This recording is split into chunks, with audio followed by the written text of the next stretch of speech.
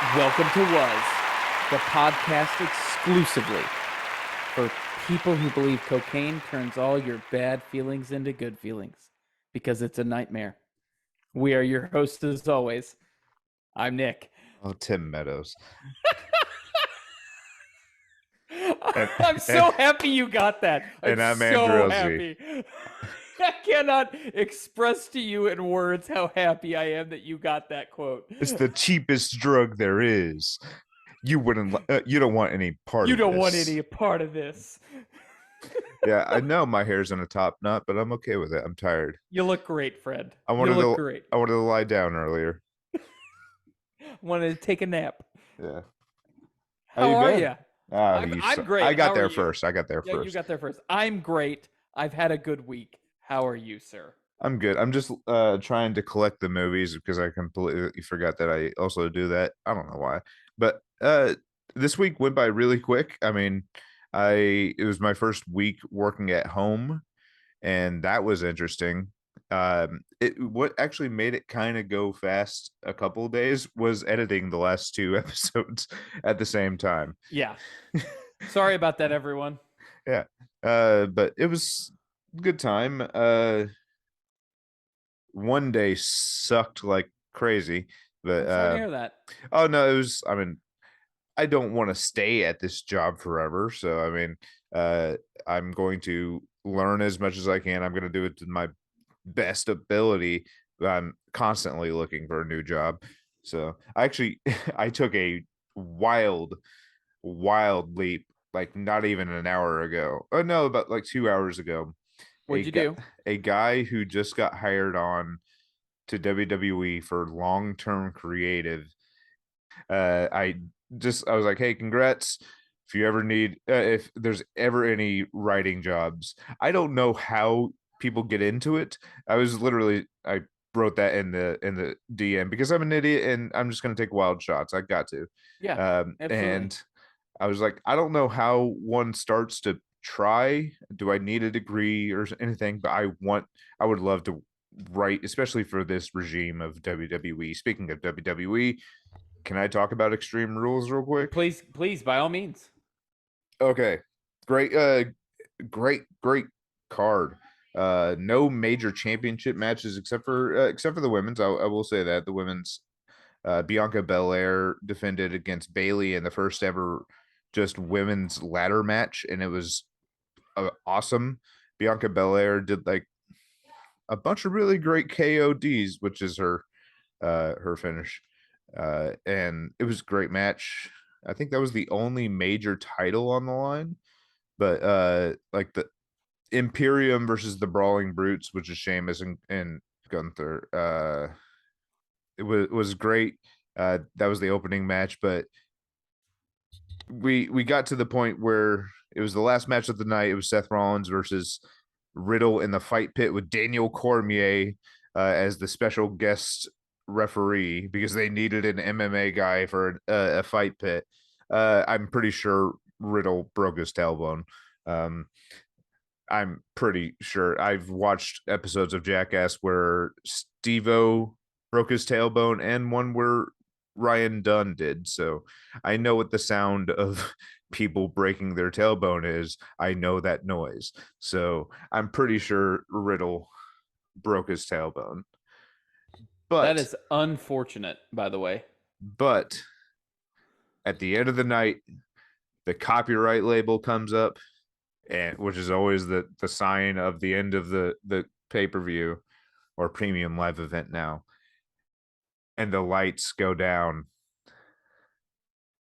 The fireflies come out, and he's got the whole world in his hands.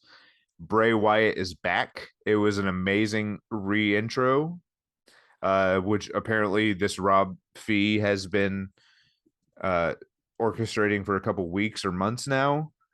So it's just, wrestling's great. WWE is great. I can't say anything for AEW. I don't really follow it. So WWE has taken a huge step in the what I can only ascertain is the product, the right direction. Like the product has taken a big step forward since Vince McMahon is no longer in charge. in charge of the story or in charge of the company, really. Yeah, What I ascertain is that Triple H, as someone who is a former major talent, yeah, has come in and developed stories that make sense for the talent that they have because exactly. he understands exactly what's going on. It's been great because like there's been very very few just bad matches. There's been some bad storyline that kind of carried over, and then there's been a couple things that I haven't loved exactly, but the quality of the story and matches, like there's it's like it means something week to week. So it's been terrific. I've been very very satisfied. So That's awesome. I know you were, it was almost like you were just watching it out of habit there for a while. oh, I've been there. I did quit it for a couple months during the pandemic, but Yeah. Well, I know how you were upset that it just wasn't fulfilling a need that you had. Like yeah, it wasn't an enjoyable watch, yeah, it was just and something I had to watch. that's that's kind of not a great thing to just watch because you feel like you have to. Exactly. But So I I'm mean, I'm happy that it has become a thing that makes sense to enjoy again, and I'm super happy for Triple H for creating a product that makes sense. it's been a breath of fresh air. I mean, he's slowly changing NXT back a little bit too, which is exciting. Because NXT, I did not enjoy the direction that they were on. So, but I don't know. What else did you watch this week? So I got to watch some really terrible Cardinals baseball. Yeah, I'm We sorry. are out after 2 games of the wild card. Unfortunately, that really sucks. But outside of that, I have continued my West Wing rewatch in my pursuit to finish that before the midterms in November. So good, by the way. Like Speaking of, I'm in season 2 right now, and just so good. Uh, speaking of which, fuckwad was in my town today. oh, great. Yeah. What a dick. Uh, I got to rewatch Maverick again. Oh, nice. Top Gun Maverick. Uh, excuse me. Dude, don't get me wrong. It is an immensely impressive thing to watch on the big screen. But sitting in my living room watching it on the 70-inch television in surround sound, not as good, But but pretty good. I was still on the edge. Like I knew what was happening. I've seen the movie before, but I was still on the edge of my seat, adrenaline pumping, thinking about what was next. It is, we talked about it on the podcast. It's propaganda. It's 1000% propaganda, but it is so well done. Yeah. And super excited to, I was super excited to watch it again. I'm happy I did. And then I picked up Andor, the Star Wars, I guess, prequel to Rogue Rogue One. One. Yeah. It's very good. I thoroughly recommend it to anyone who enjoys any kind of spy television or Star Wars in general. Like, watch it. It's super freaking good. And then, obviously, been keeping up with She-Hulk, Yeah. which has just been phenomenal. This Like, past week's episode was really great. this It may really was. be this may be the best Marvel show that has ever been done. I'm still stuck on WandaVision myself, but I um, love WandaVision, but uh, you know, She-Hulk fucking uh, Daredevil oh, is spoilers, I guess. Is it's just fun. it's a lot of fun. Let's just It's be honest. the end of the episode was horrible, but Yes, I mean, not it wasn't bad. It was just it horrible. was horrible. Yes, But the rest of it, I mean, I loved it. We got some teases of Red Hulk. We got some teases of Wolverine, technically. Yeah. And it was just, it was a blast, especially. I mean, the funniest part was definitely Daredevil doing the walk of shame, right? Yes, 100%. Full Jessica Day and Just Cece. Full yes. Jessica Day and Cece. Yes. That was great, but I mean, his introduction was terrific. I mean, as Matt All of it. Murdock and as Daredevil, All of it was great. They did such a good job. rip it and ribbit. Yeah. Uh, I just remember somebody going, I haven't watched it yet. I need to rewatch the Daredevil Netflix show before I watch this to you make don't sure have that to. I know where I'm at. And I said, listen, buddy, This is a different Daredevil. you don't need to do that. It will just sully what you're about to watch, my friend.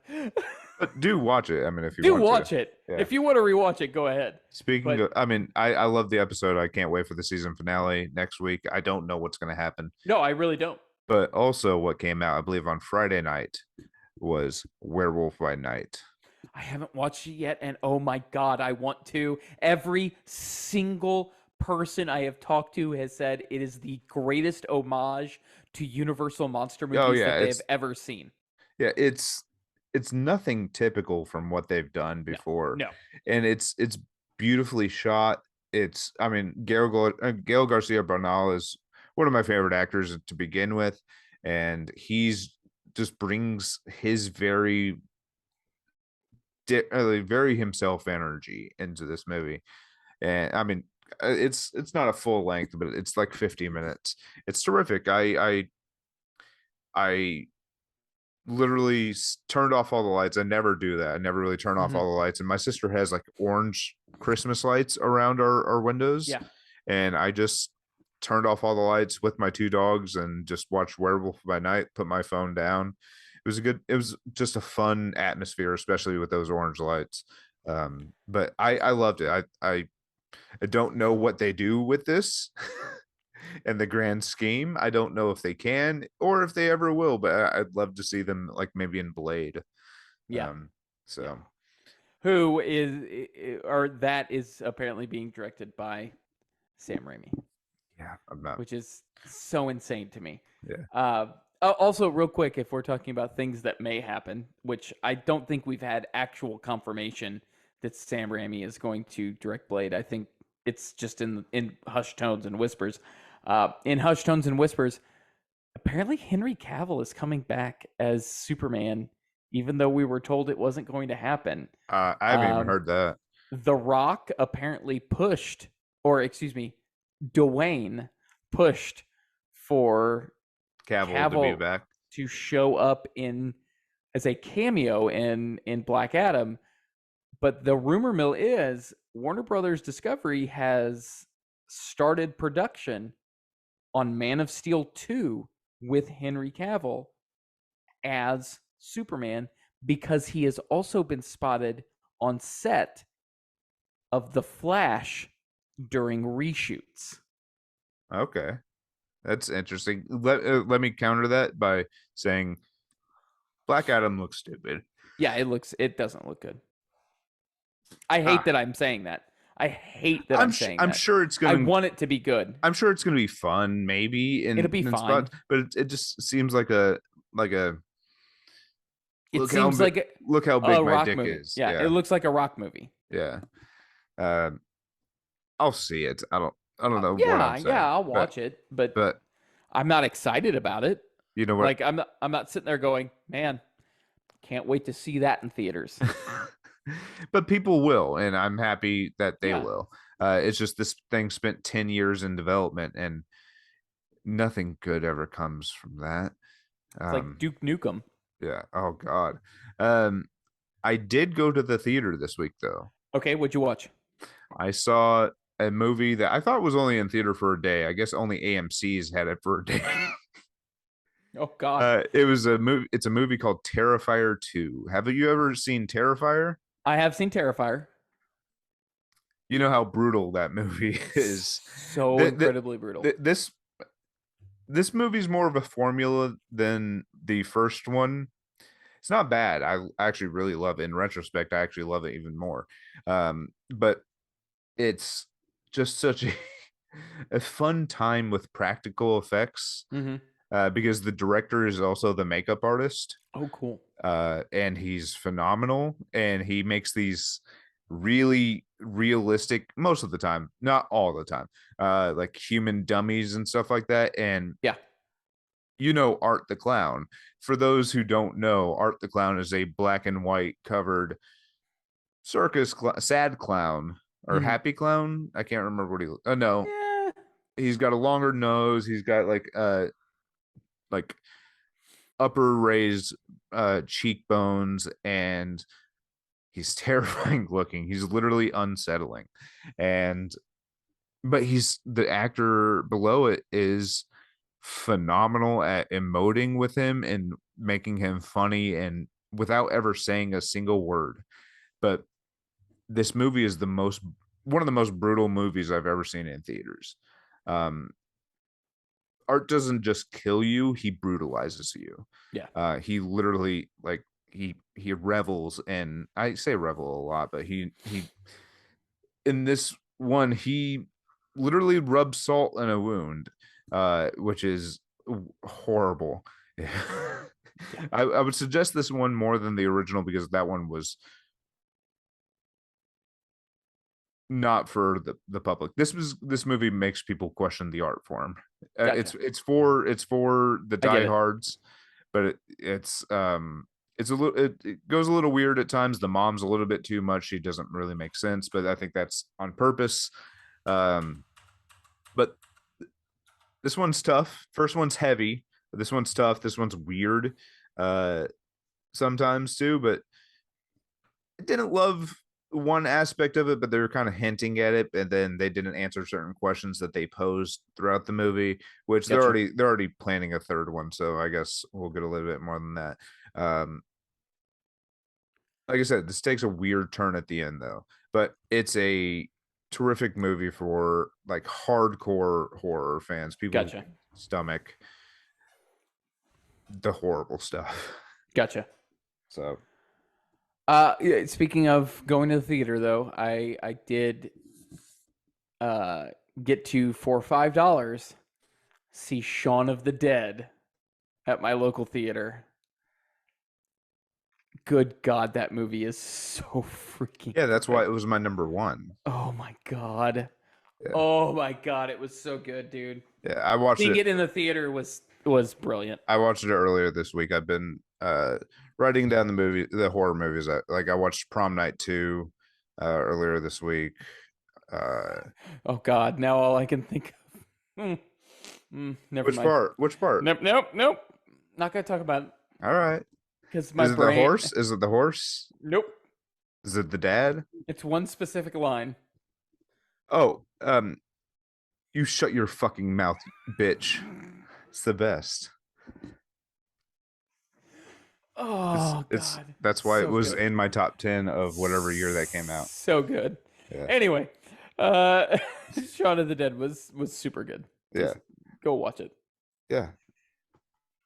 All right. So this week we start our list of 2007 movies. So close So to 2004. It's like it's not a yeah. different year. So how about we go to break real quick and we'll get into the top 10. Hey, welcome back. It's time to do our list, which is stupid. I went first last time, so it's definitely Our list is every single time. stupid. Every Okay. single what? Nothing. Nothing. I don't know what I said. My bad. If I It's, I believe your exact words were, "It's time for our list," which is stupid. I didn't mean it like that, but whatever. Every single week you say, I believe I went first Hey, last hey, week. Drew, I believe I went with first last week. Every single week you say it. No, it's my turn this week. I will go first. My number 10 of 2007 stars Tommy Lee Jones, Javier Bardem, and Josh Brolin. It is a Coen Brothers film, and it is No Country for Old Men. I've never seen it. Are you serious? I was considering watching literal it. question. Yeah, I Have was you seen it? considering watching it. No, I haven't watched it. Oh my god, dude! I have watched the other one though. Like, listen, the other one. What do you think I'm talking about? It also came out this year. It's no, very similar.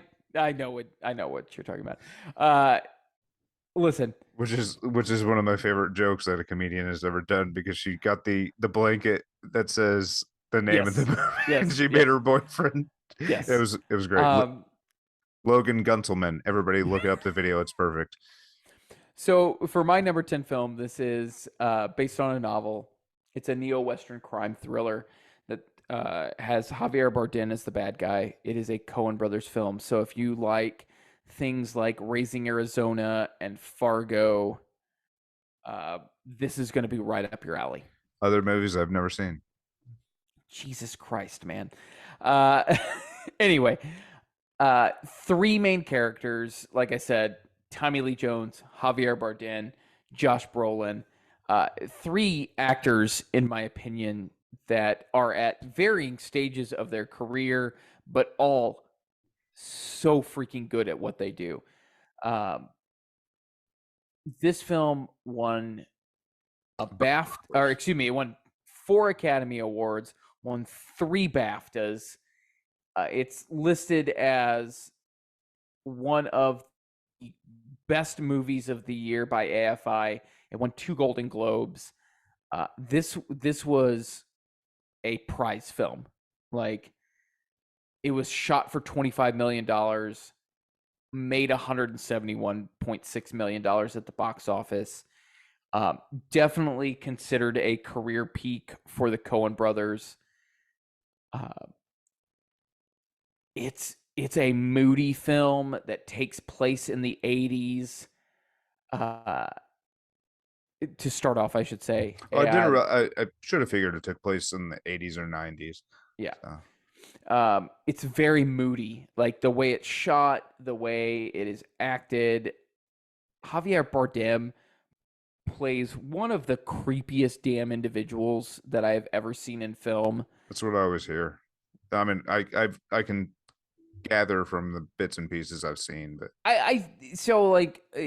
people will probably remember Javier Bardem best from his Bond film appearance. Spectre. I think. No.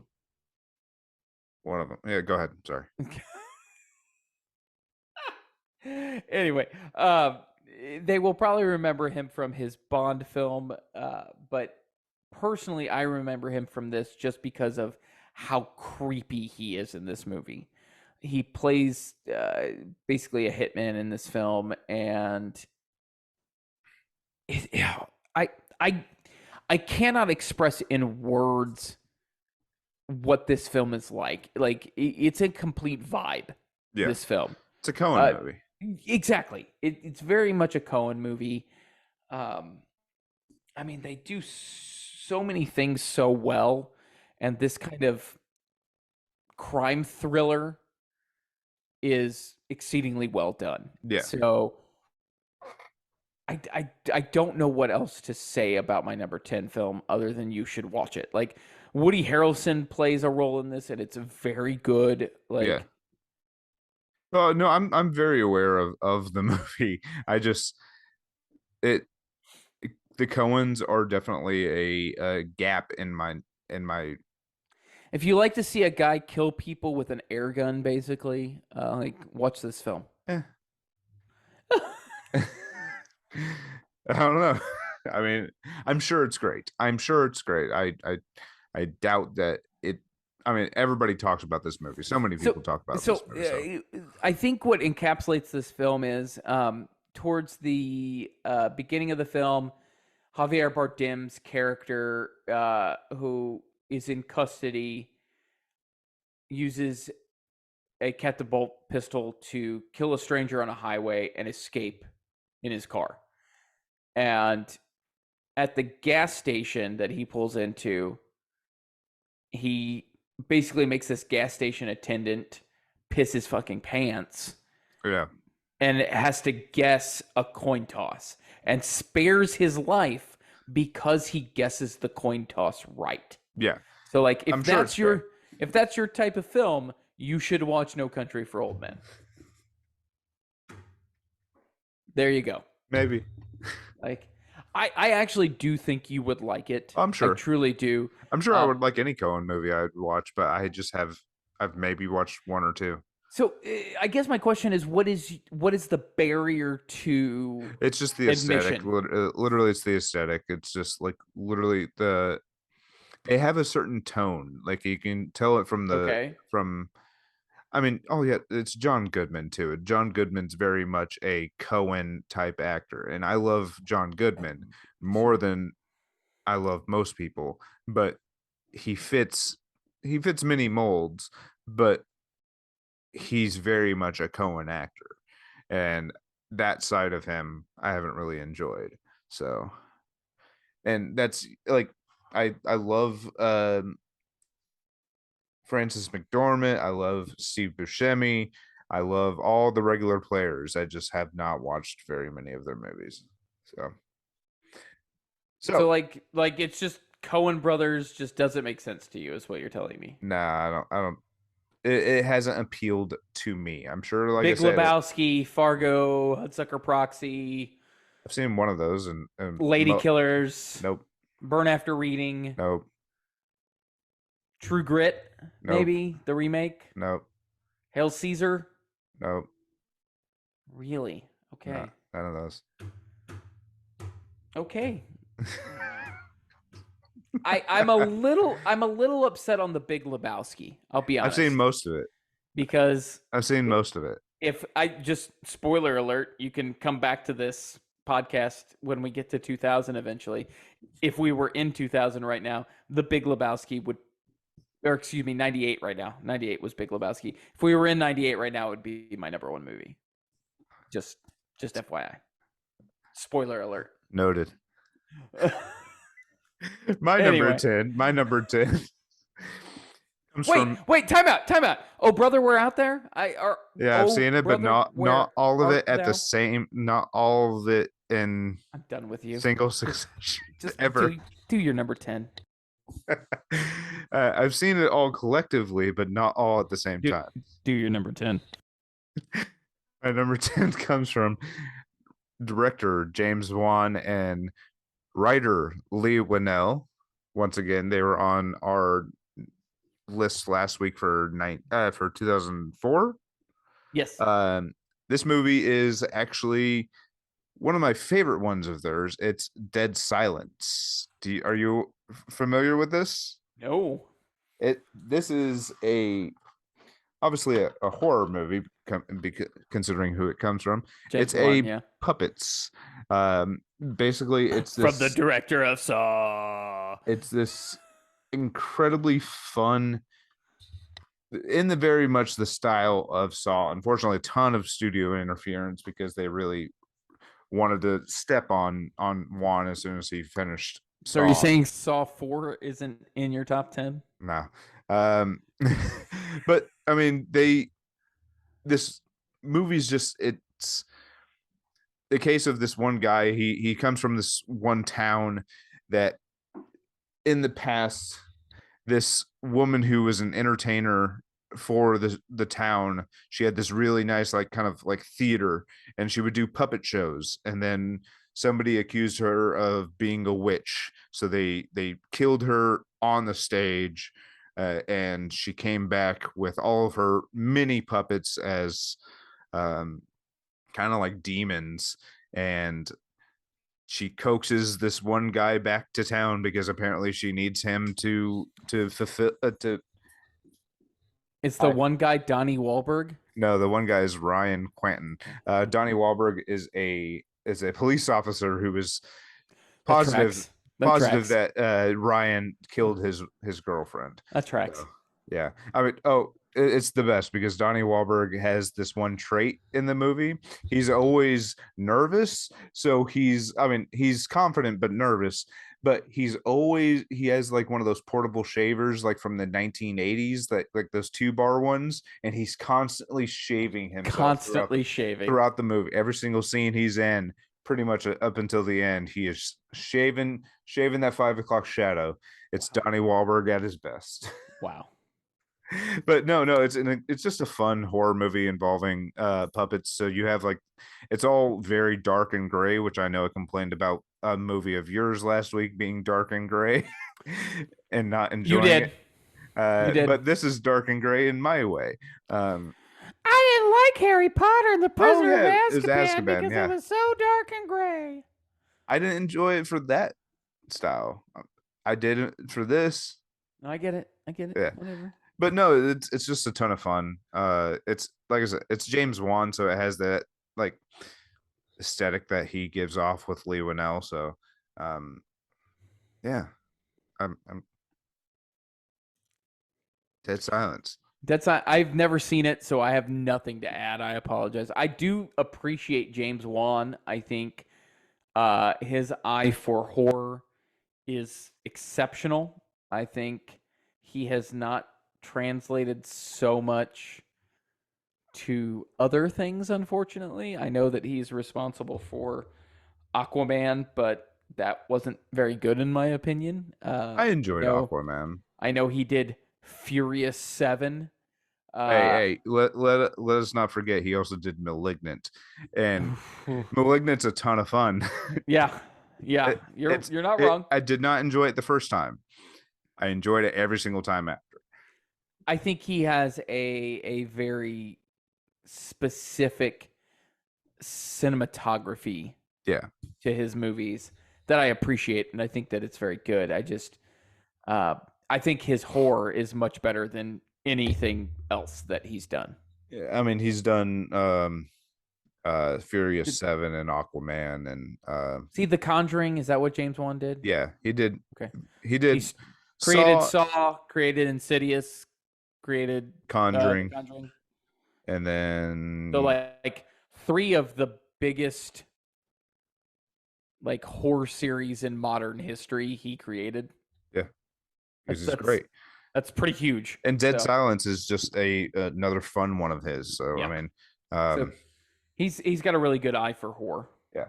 All right, my number 9. Let's see it. Let me see if you're gonna let me do this because there are 3 movies. I'm gonna encapsulate them into one. I have 2 movies that I thought were one in your list, so let's see if it somehow. And if adds anything, up. I'm just gonna go with just the one. Okay, go on. Sweeney Todd, Hairspray, Sweeney Todd is one movie. Hairspray is one movie. What's your third one? and Across the Universe. So you have to choose one of them to be your number 9 film. I'm sorry. But they're all musicals. I was just going with the musicals. No, you have to choose one. I don't think that's Wait, fair. what was your second one? Hairspray. Okay. Yeah, you have to choose one. I'm sorry. I was going with just like the pick of musicals that after that. No, you gotta choose one. Sweeney Todd. Let's go Sweeney Todd. I hated it. What makes you hate Sweeney Todd? I just hated it. I just absolutely abhorred it. The Demon Barber of Fleet Street. I do not like Johnny Depp in this at all. Really? It's just I'm also outside of like Beetlejuice, just not a Burton fan. Okay. I not. He dips for me, but I mean I'll watch a Burton like movie. Everyone, I don't watch every Burton movie, but I'll watch Burton movie. Every Batman fan wants to sit there and jerk off to the '89 Batman that Tim Burton did, and I'm like, I don't like that, guys. I don't like it. I think it's terrible. I don't like it at all. The first good Batman film I ever watched was Batman Begins. Batman Returns is a lot of fun. Also, no, I know. Yeah, that one's a lot. It's. I mean, I love Danny DeVito in that. If that's what we're talking about. Christopher Walken and Michelle Pfeiffer. Christopher Walken's fine. Michelle Pfeiffer's a great Catwoman. The first great Batman film I watched was Batman Begins, and I will stand by that. That's fair. No. Anyway, Demon Barber of Fleet Street. Blah blah blah bullshit. I mean, but this. I mean, obviously, it's got all the players. It's got Depp. It's got Helena Bonham Carter, one of my favorite roles of hers ever. Yes. Alan Rickman, of course. And he's awesome. Timothy Spall. We get a weird Sacha Baron Cohen, but I think it was appropriate for the time. I'll give you that. I'll give you that. Jamie Campbell Bower is and I always like I sing her name all the time, Joanna. I love Sweeney Todd, and then what's his name? Depp has a like I just love the way he does Sweeney Todd. I personally really enjoy it. I know you don't, but I thoroughly enjoyed his take. No, I that's fine. Like I no sweat off my back about it. I find this movie to be, I guess, awful would be the term that Okay, I that's would fine. use. That's fine. It's just it's not my cup of tea. Like I love musicals. In fact, there have been now two times that musicals have made my list in the 2000s, this just is not one of them. Like Sweeney Todd's just not up there, and it's because I don't appreciate, one, I don't much care for Depp, but two, I just don't care for Burton's aesthetic either. Okay. No, I mean, and I totally get it. Like Also, it's just Sacha Baron Cohen is super weird in this movie. he is. Like super weird. I know, but I love it. It's he took some. He had a lot of fun during this decade. I mean, because we also got his weird take in Talladega Nights that nobody expected. I love that though. I I know. absolutely adored that.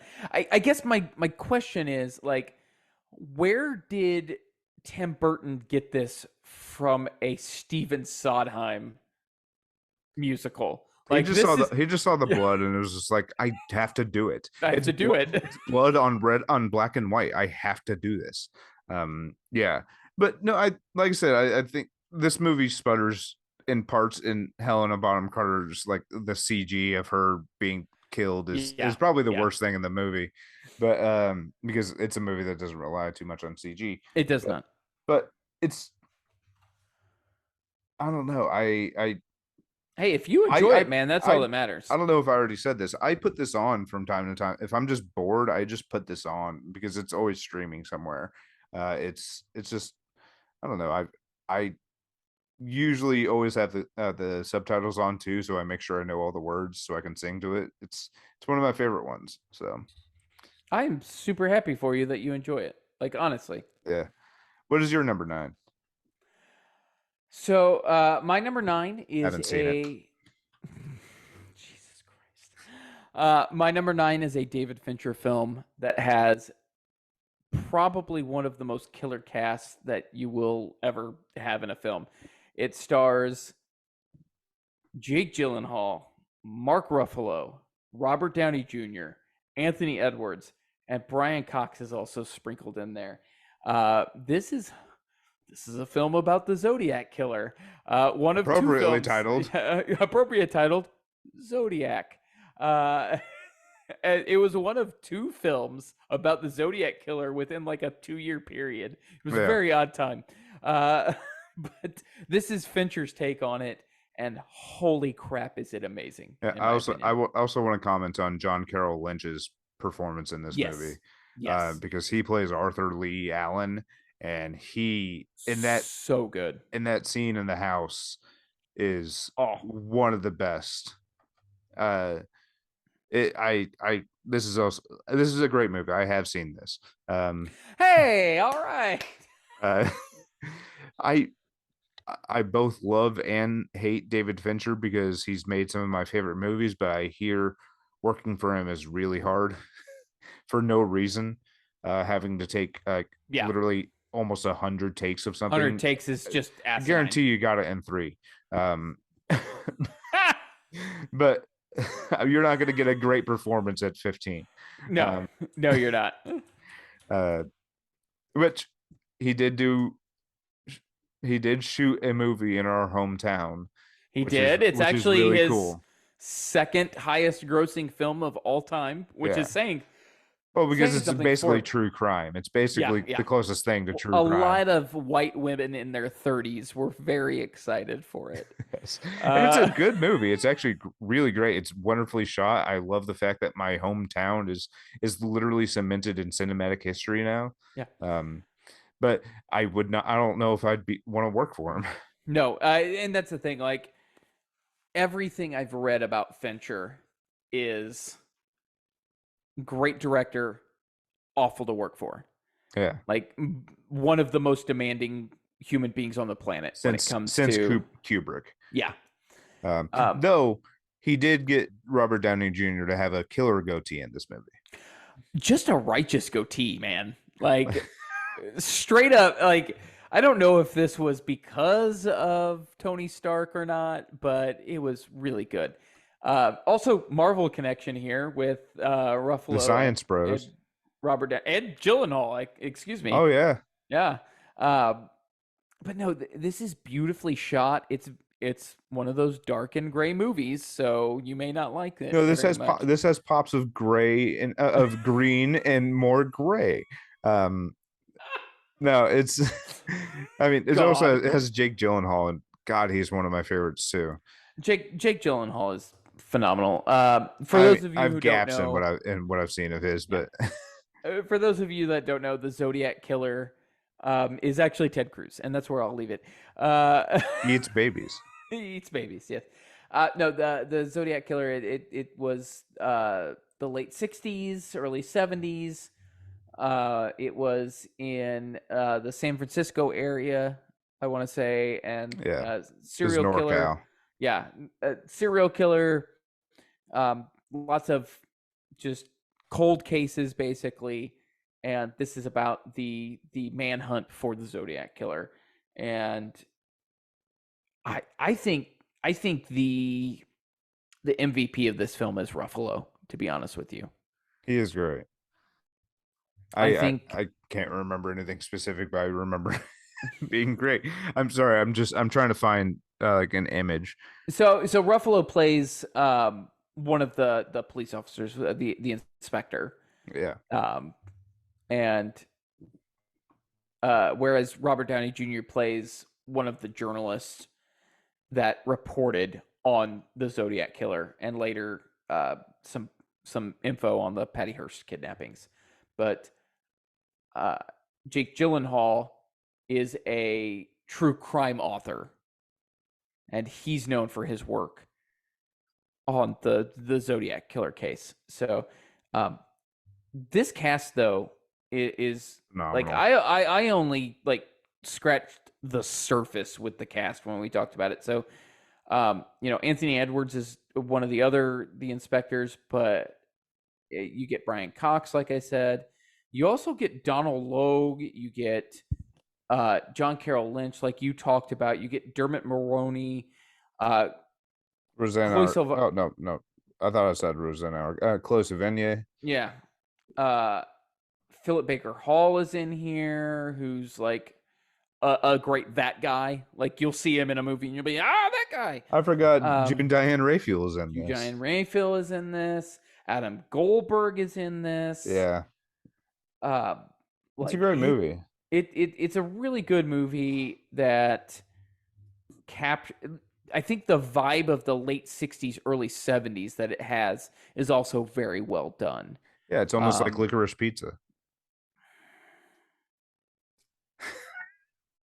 Yeah, it's almost like Licorice Pizza. Anyway, like I said, Zodiac Killer. Unfortunately the bottom of my top 10 is full of movies where I'm like, I don't know what else to say about it. Like, yeah, if you don't know about the Zodiac Killer, then you should watch this film and find out about it. If you do know about the Zodiac Killer, then why haven't you watched this film? Yeah. So that's my number 9. Right. What is your number 8? We'll move on to my number 8. My number 8. Man, I feel like we talk about this movie series every single damn week that we talk about movies. Okay. This may be higher on your list. It may not be on your list at all. But this is a David Yates directed film starring Daniel Radcliffe as the lead character. This is Harry Potter and the Order of the Phoenix. Yeah, this is my number 6. Yeah, I really enjoy this movie a lot better. This was also the introduction of Luna Lovegood, which is great. It, We get intro of Luna, definitely. we get the Dumbledore's army in this, which is a lot of fun. This is the first Harry Potter film that I liked better than the book.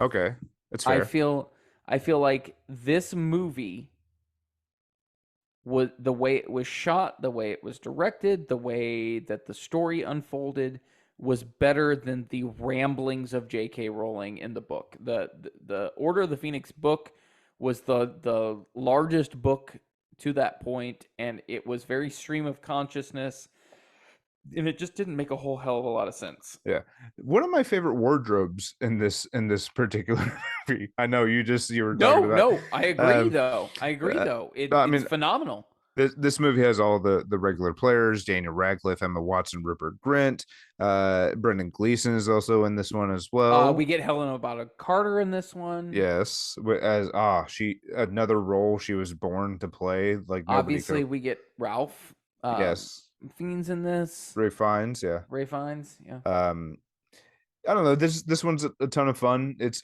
obviously after the return of Voldemort because he returned in Goblet, where the entire Ministry of Magic's trying to gaslight Harry Potter, and We get a shredding Brendan Gleeson in this as well. Did we talk about that? yeah. Wait, what? Hey, skateboard extraordinaire. Oh yes, sorry. Brendan Gleeson. God, SNL wasn't really that great this week. Uh, I mean, it had some funny sketches, but man, I'm happy he tried. But man, he's not really made for comedy. Yeah. Even Colin Anyway. Farrell tried to come on and save him, and even Colin couldn't be funny. Yeah. It was just not great steps. So Anyway, sorry, I had to. yeah. Oh no, I mean, but obviously we get the introduction of 12 Grimald Place. Yeah. And Creature and the entire order, because we learn about like Kingsley Shacklebolt, we learn about Tonks. So like the really world building in this movie, like Yeah. after already like continuing, like this is, I feel like the world building up until Deathly Hallows. This is this is the movie where we go outside of Hogwarts for the majority of the time.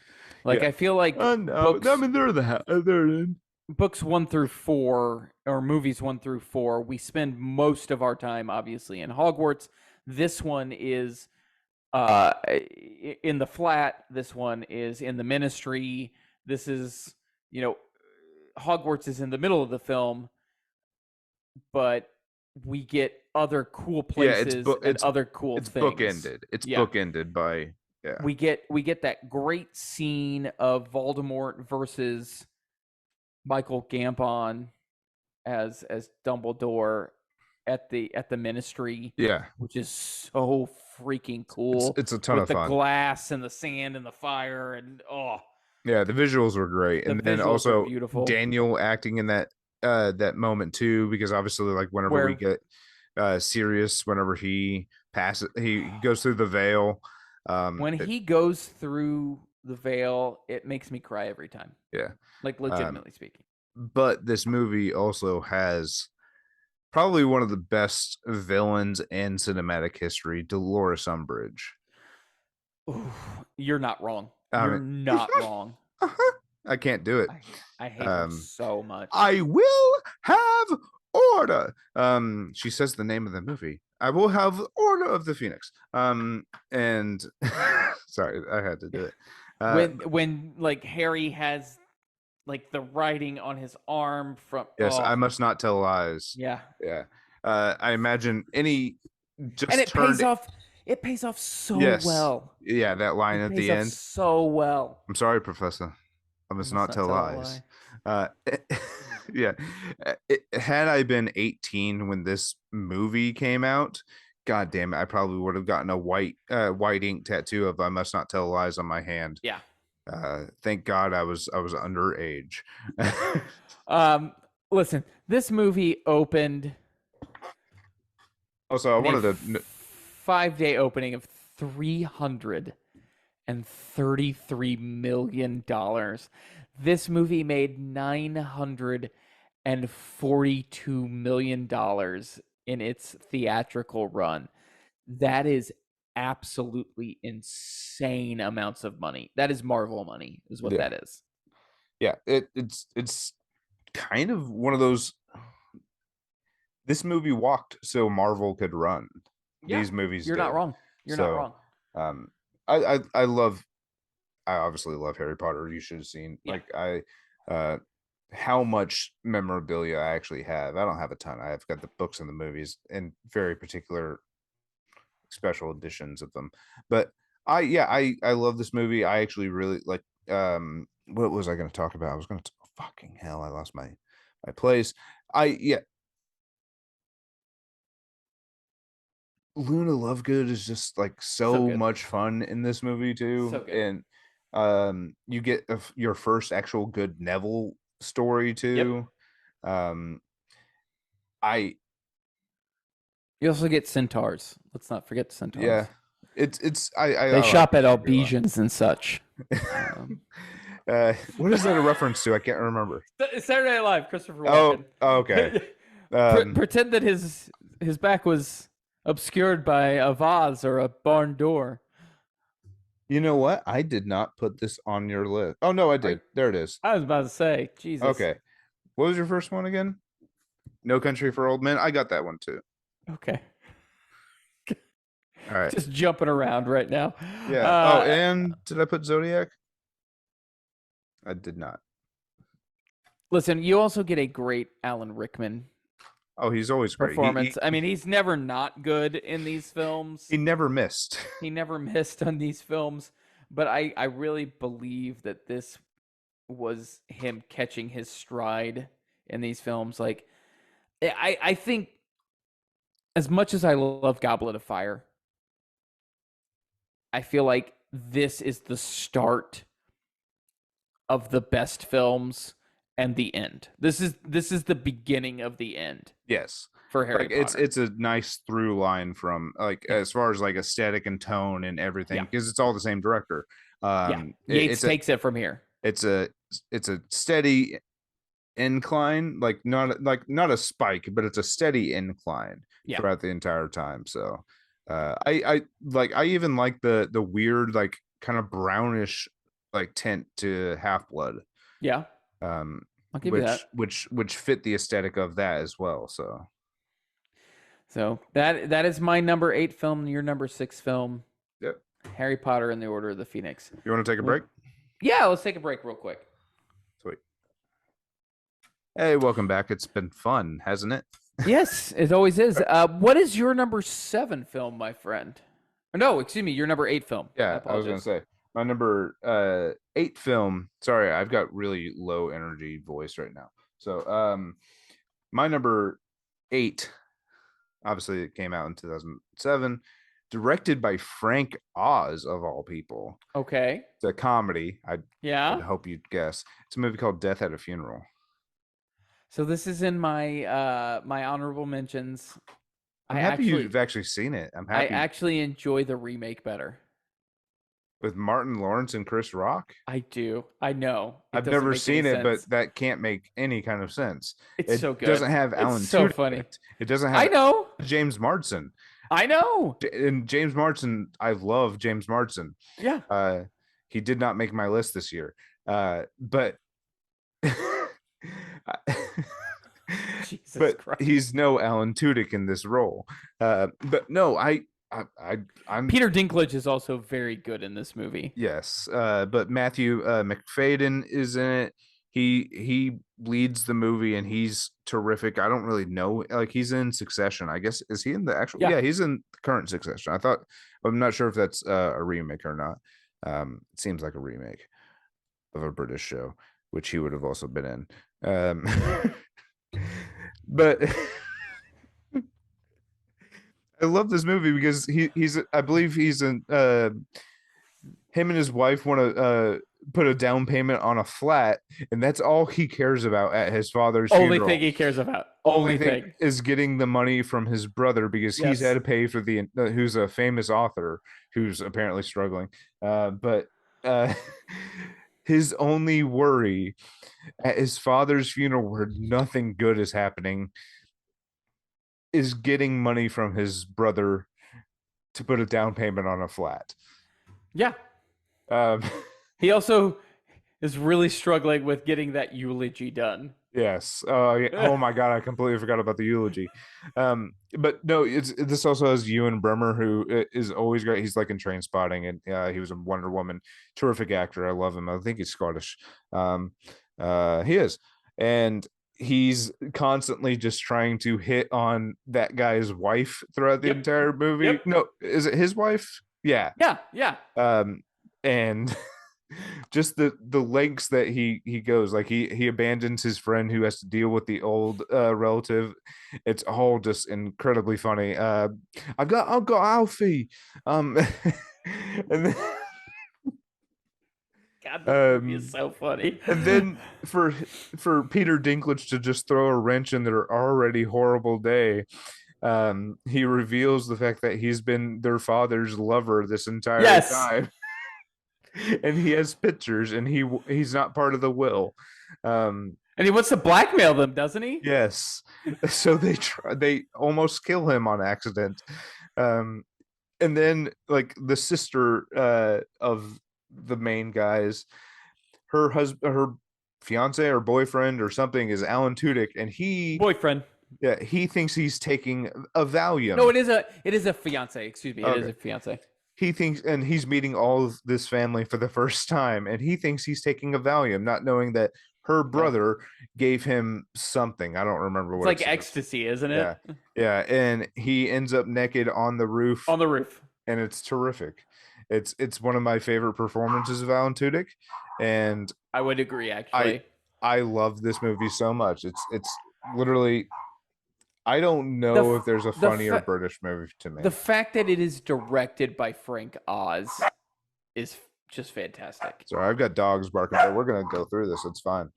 Dogs bark. So they're very excited for Death at a Funeral. Yeah, I love Death at a Funeral. It's so much fun. It's I don't care.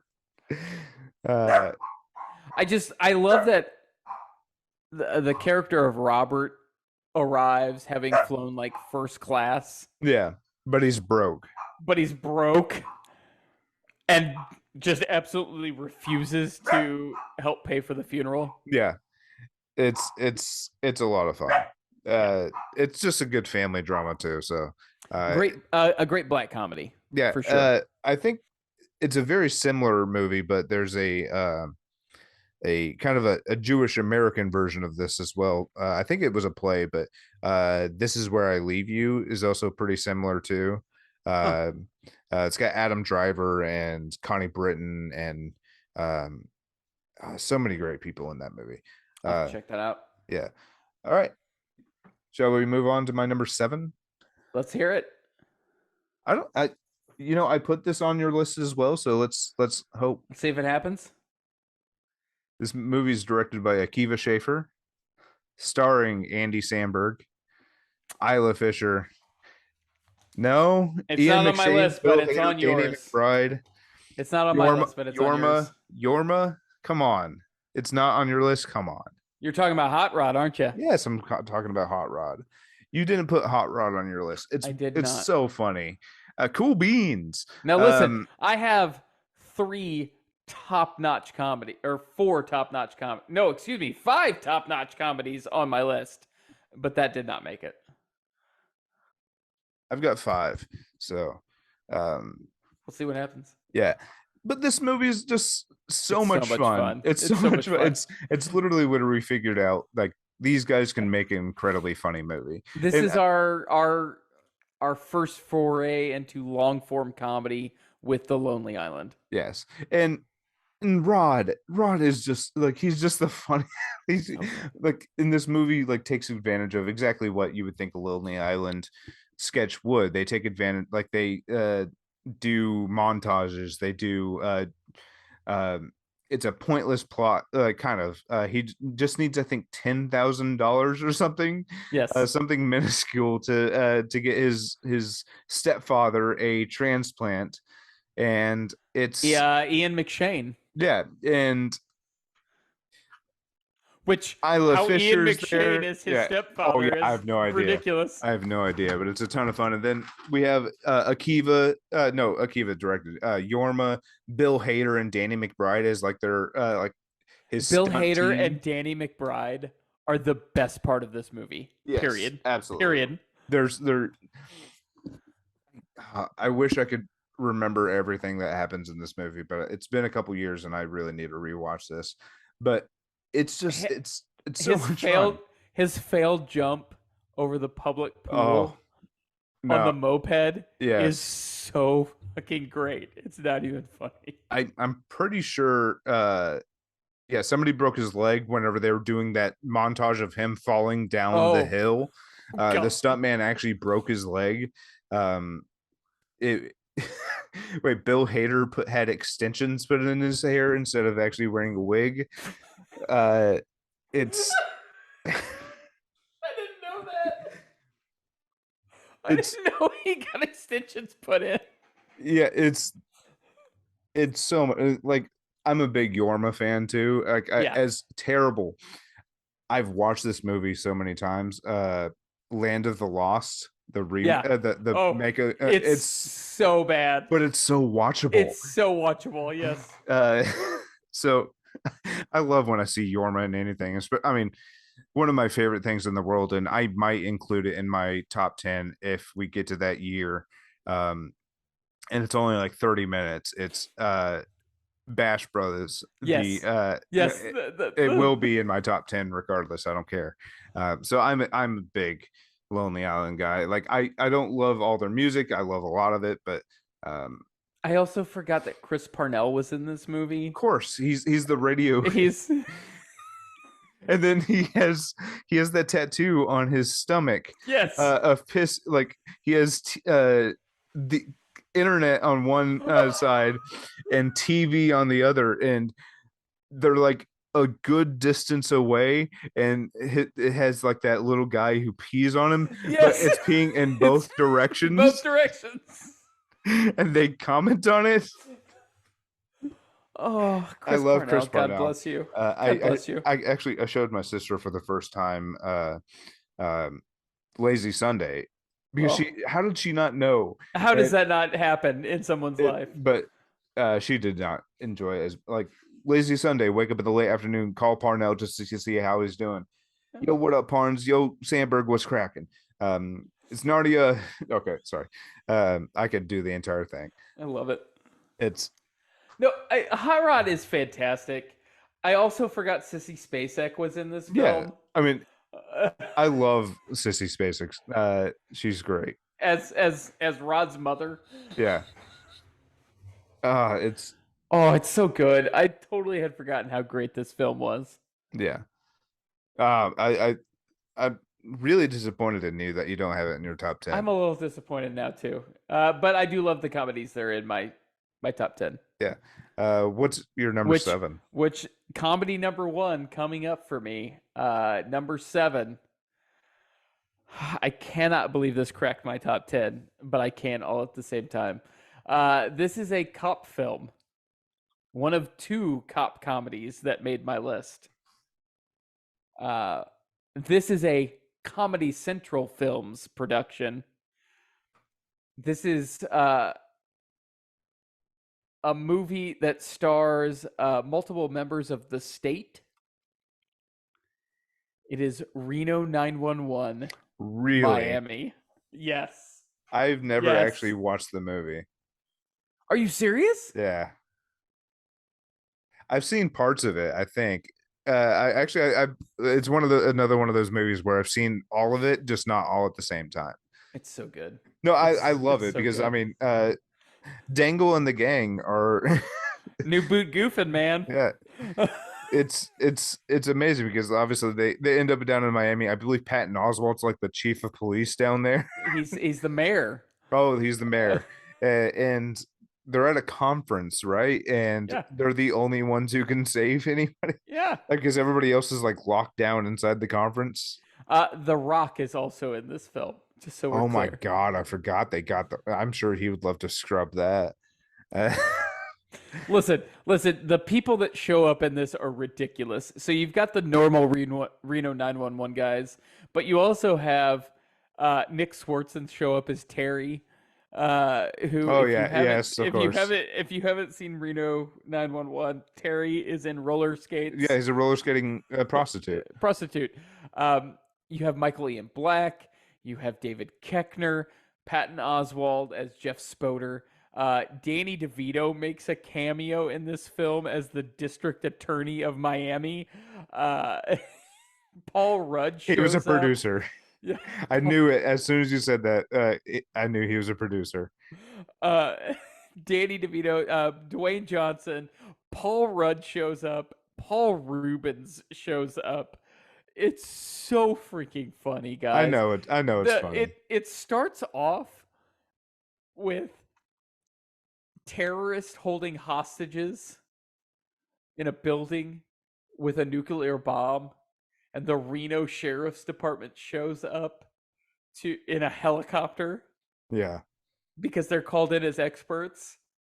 But as it develops, Junior Yeah. wakes up in the car and realizes that it's a dream, and all of a sudden, boom, wreck. Him and Dangle in a car, wreck, done. I haven't watched the movie in forever, so I apologize. I I'm gonna have to rewatch this movie because it's been a while. It was on one of those Paramount movies. Plus, by the way. It was one of those movies that was just on Comedy Central every once in a Yes. while. Yes. And I would just catch it. Dwayne Johnson gets murdered very quickly in this because he runs into a building. He wouldn't do that now, unfortunately. No. Listen, there's so much about this movie that is absolutely Oh my God. asinine. Joe Latrulio is a tattoo shop owner in this. Yes. Ken Marino is the deaf tattoo artist. Yes. There's somebody title like their credit is tattoo victim. Yes. Listen, the Wikipedia page on this has under the plot has a line where it shows with the males eventually turning to pleasure themselves, and you can go ahead and scoot your mouse over pleasuring themselves, and it's just Wikipedia describing masturbation.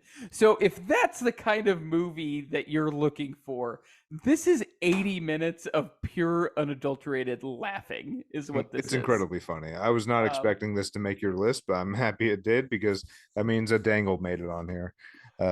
Like I said, new boot goofing, man. Yeah, he's the best. So Thomas Reno, Lennon, and like I love Cedric Yarbo a ton. Carrie Kenny is like her and Dangle in this movie. Like their scenes in the hotel. Like that entire hotel setup is incredibly funny. We all know Wendy McClendon Covey's incredibly funny. She's been so good, and she's great in everything she's freaking done. She's great in the Goldbergs too. Yeah. She should have won an Emmy early on. Like the show's just gone on too long. Niecy Nash has come into her freaking own. She is so freaking funny. I'm not gonna lie, I'm not gonna watch her new show. No, I'm not gonna watch it, but I'm very happy for her. Yeah. Like I'm excited for her. Yeah. I watched her on this show for years. I don't know, like 10 years. I feel like Reno 911 was on. They had a second movie come out last year. Yeah. Or this year, maybe, actually, that I have not watched yet. Something about QAnon or something. The hunt for QAnon. The hunt for QAnon. Yeah. So, that's my number 7 film, Reno 911 Miami. My number 6 film, another comedy. You heard it at the beginning. Cocaine turns all your bad feelings into good feelings, everyone. It stars Tim Robbins, because Tim Robbins, in my opinion, is the funniest part of it. But also John C. Reilly, Jenna Fisher, Kristen Wiig is also in this. It's Walk Hard, the Dewey Cox story Yeah. at number 6. I did have this. Yeah, I did have this on your list. It did not make mine. Yeah, I didn't have it on yours either, so I that do makes love sense. this movie. This movie, like I've seen this movie, and I have not seen what is the movie that this is basically a spoof of? I mean, it's Walk the Line. Walk the Line, yeah. But I do. This movie is incredibly funny. John C. Reilly is like honestly destroys this movie. This is also the second appearance of Paul Rudd on my list, counting Reno 911. Yeah, Because Paul Rudd shows up as is he Ringo? Which Beatle is he? I cannot remember. I think he's John. I think he's John Lennon. Yeah, Paul Rudd shows up as John Lennon because Justin Long is Jack Black is Paul McCartney. Justin Long is George Ringo, and Jason Schwartzman George Ringo is Ringo Starr. You mean George Harrison? No, George Harrison is Paul Justin Long. Justin Long. You said Paul Ring. Oh, you said. Sorry, Justin George Long is Ringo. George Harrison. Jason Schwartzman is Ringo Starr. Yeah. So this movie also has an insane amount of cast members. Oh, so much. So I mean, Margot Martindale's. just real quick. Out of the people that we already talked about, you've got Chris Parnell. Love him. Again. The second Chris Parnell. He's any comedy, if it's a good one, he's going to be there. Jonah Hill shows up. Yeah. Craig Robinson shows up. Yeah. Harold Ramis is in this film. Yeah. Martin Starr shows up. Kristen Wiig. Ed Helms. John Michael Higgins. Jane Lynch. Jack McBrayer is in this film. Frankie Muniz is in this film. He's Buddy Holly. Oh, Jack White as Elvis Presley shows up. So John Ennis shows up as the Big Bopper. Like, Ghostface Killer plays himself in this film, if that tells you anything about the ridiculousness of this film. Lyle Lovett plays himself in this film. I love this movie. It's so good. And yeah, you mentioned it at the top of the show, literally the running gag of Tim Meadows in the bathroom, like doing a new drug. You don't want this, Dewey. You don't want any part of this. And it's always like, it makes your life better. And yeah. I'm sure it's very expensive. It's the cheapest drug there is. It's the cheapest drug there is. Tim Meadows is my favorite part of this movie. Oh, MVP for me. Yeah, Tim Meadows, because it's always like smoking a joint. It makes everything feel better, Dewey. It makes sex feel better. I forgot. I'm sure it makes you impotent or something. It makes sex better. God. No, there's no downside. It's not addictive. This goes from the 40s throughout the 50s and the 60s into counterculture into the 70s, and then ends up in 2007. Like it comes to quote unquote present day, and it's a great homage, but also parody of all these like biographical music movies, like Ray and Walk the Line. Yeah, like really praise these people, like jerk off. Like, sorry, that's rude. It's not habit forming. You can't OD on it. It's not gonna make me want to have sex, is it? It makes sex even better. Sounds kind of expensive. It's the cheapest drug there is. Tim Meadows is so good in this film. This house celebrates Tim Meadows. So yeah. I'm also a big fan of the fact that there's a post-credit scene to this film, and it's supposed to be quote unquote the real Dewey Cox, like what the Yeah. movie is based on, and it's still John C. Reilly in black and white. Like, It's I'm mad at myself for not having it on my list. yeah, Because I knew I was going to be mad. I knew I was going to be mad, but it's the funniest movie. it's so It's good. I think it's I think look it's probably, out, man. I think it's one of the most underrated Of that era. of that era. Yeah. Yeah.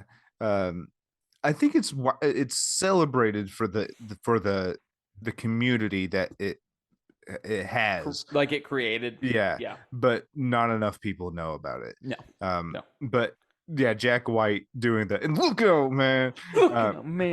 Almost took your head off right there. Jack White is actually a really funny individual. So funny. Whenever he was on Conan? Conan O'Brien, Yeah. holy shit! And then also he did produce Rory Scovel's last Netflix special too, Gotcha. and he was in it. He was in the Netflix gotcha. special, which was great. It's not habit forming. We're done. I still love it. Turns all your bad feelings into good feelings, Dewey. I didn't realize we were done because we already talked about Order of the Phoenix. We did. Holy shit! Yeah. Okay. I could literally talk about Dewey Cox. Oh, let's continue. We could. But no. I think I'm doing pretty good for a 15-year-old with a wife and a baby. God, so good. Dewey taking LSD with the Beatles is also very funny. Well, I think the only bad part about this movie is like the influence of it's that couple scenes after the Beatles, whenever he starts getting into drugs and experimenting with like sound and everything. Yeah. That's the only like lull. But then like I think one of the drugs makes him a superhero because yes, like doesn't he lift a car and throw it or something? So. I believe so. I'm looking for other we're doing pills, uppers and downers is the next logical step for you. That was in the late 60s, early 70s when he was really focused on creating his pet sounds, which was like Black Sheep, which was like an homage to Brian Wilson from the Beach Boys. Uppers and downers. It's the next logical step for you. Wait, doesn't he like? I can't remember. He sliced his brother in half, right, at the beginning of the movie. Yes, so that's an homage to Johnny Cash's upbringing. Oh, is it? Yeah, and that's where this whole movie starts. Yeah. But in Dewey Cox, he accidentally slices his brother in half with a machete. Because they're just playing with machetes, and for some reason the trauma causes him to lose his sense of smell. Like there's no rhyme or reason to it. I think somebody probably like in the writer's room was just like, I heard someone got so scared they lost their smell, or like had like got into a car accident and lost.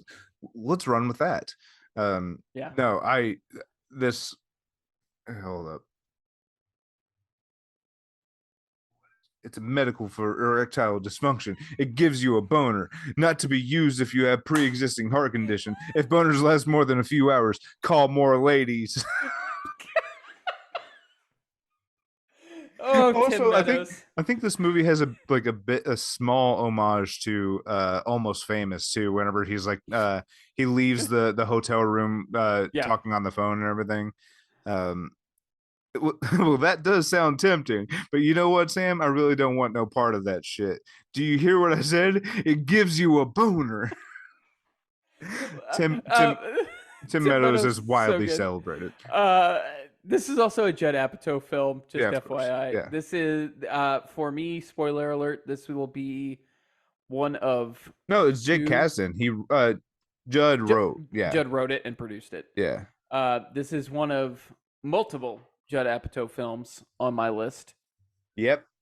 Yeah, holy, this is a huge. He had to make so much money, like off of this year. 2007 was a big year for He's Apatow, man. still making money from this year. Still hanging out in 2007 money, man. Yeah, maybe not from this one, but for one in particular. Yeah. Well, I mean, the other one, FX, maybe. Yeah. Actually, both of them probably FX. This is probably FX too. Yeah. Yeah. Which is cool. I like FX. Yeah. No, he's definitely making money from 2007. Just an FYI, remember folks, 2005, both of our favorite movies were The 40-Year-Old Virgin. So we also celebrate Mr. Apatow in this household. So yeah, this is our first Apatow. One might say he's number one. I'm pretty sure we can figure that one out because it's one of the funniest movies ever. Hey, listen, you're saying that, but I think you might be surprised. All right, well then fuck you, all right? I'm joking. All right. Hey, no, that was great. I can't wait to talk about next week. Whatever we have, like 3 total movies to talk about. My guess is no, probably. I mean, we'll talk about 5 movies at minimum. Yeah. No, I mean, I was kidding. There will be 3 crossovers. We didn't actually jump into either of our top 5s at all. We did not. That's the first time in a long time. Yeah. But I guarantee wildly different. This is the guarantee right here. 3 of our top 5s will be the same. I think so. The other 2 are going to be vastly different. Yes, the other 2 will be vastly different. But appropriate. But 3 will be the same. So, you got anything for the folks out at home listening to this if they ever get it? It's a different time. I have Sundays and Mondays off now, so and also I can work on it during work, which is what I did. But please rate and review us. Please 5 stars. Write a review. We're on Apple Podcasts. We're on Spotify Podcasts. We're on YouTube as well. There's a video component to this, which I'm going to make better eventually. It's mostly just us, jerking off. Every single thumbnail is of Nick. I don't know how it's worked out every single time. Actually, no, I think it changed this past week. But okay. But it's Was Pod, and please, you can find us on social media. We're on Twitter at @was_the podcast. Nick is at Supermans_Papa on Twitter. That was really bad. We're gonna keep it. We're gonna keep it. And hey, I keep weird things I do too. And you can find me on Instagram, Twitter, and TikTok. I have not uploaded a video since last week, but I was going to about Hello Mary Lou Prom Night 2, but then I was trying to do it while I was working out, and it just didn't work. What a movie! But you can find me. It's Andrew LZ Com, and please just talk to us. I'm down. I've got time. Sounds good. I sit at a desk and I'm going to Goodwill's all day tomorrow to look for a desk so I don't have to sit at like the built-in desk at my apartment.